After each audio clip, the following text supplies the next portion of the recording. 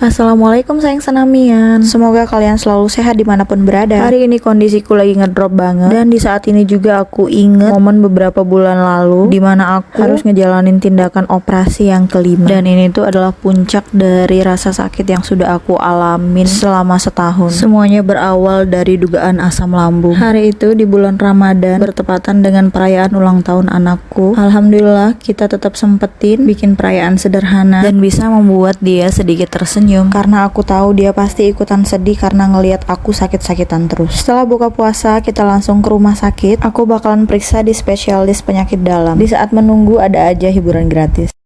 Tuhan kembalikan diriku, kau bandikan aku dengan dirinya.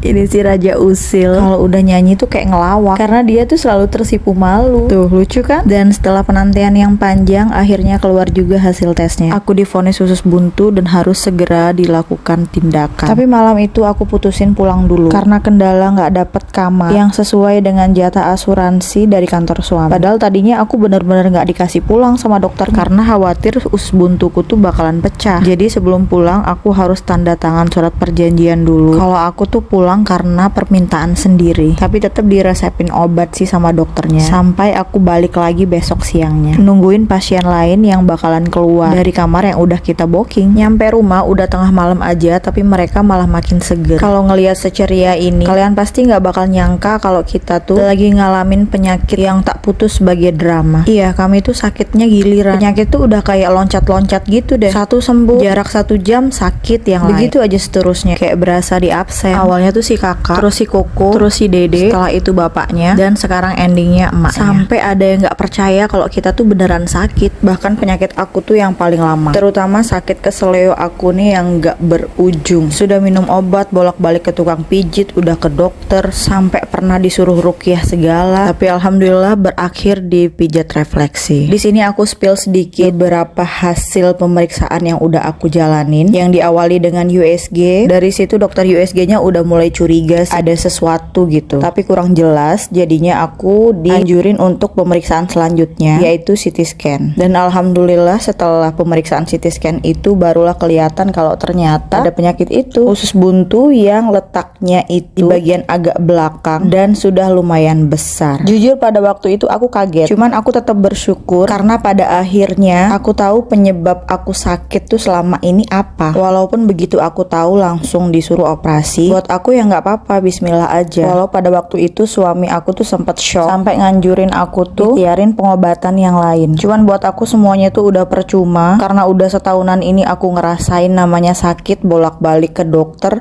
bolak-balik ke beberapa UGD, dan aku udah capek yang namanya minum obat. Terus harus tetap disuntik karena harus cek darah, cek ini, cek itu. Ya udah aku nyerah aja di sini. Walaupun aku harus ada di atas meja operasi lagi nggak apa-apa. Yang penting aku bisa sehat, aku bisa ngejalanin hidupku secara normal kembali, dan yang paling penting aku bisa ngurusin anak-anakku lagi. Di sini aku juga ada pemeriksaan ronsen. Itu tuh salah satu tahapan pas aku masuk UGD lagi, selain cek darah, cek urin dan segala macamnya. Keesokan harinya tepatnya tanggal 9 April aku balik ke rumah sakit dan ini aku udah di UGD. Dan ternyata setelah cek darah seperti biasa HB ku selalu kurang, dan itu tuh udah jadi wajib banget ya. Setiap aku operasi aku harus ngejalanin yang namanya transfusi dan selalu minimal 2 kantong. Jadi jadwal operasi yang harusnya hari itu diundur jadi tanggal 10 pagi. Baiklah, nggak apa-apa, yang penting aku sudah ada di rumah sakit. Dan ini tuh sampai malam transfusiku belum kelar juga karena kendala ketersediaan darah yang waktu itu aku baru bisa dapat menjelang sore. Jadi ini darahnya harus masuk dulu. Setelah itu malamnya aku harus puasa karena besok jam 6 pagi aku harus masuk ke ruang operasi. Masya Allah, tabarakallah, alhamdulillah aku punya mereka yang selalu ada di setiap sakitku. Karena support system terbaik di saat kita sakit, terutama kayak aku gini, adalah keluarga. Videonya udah kepanjangan, nanti kita lanjut di part 2 ya. Wassalamualaikum.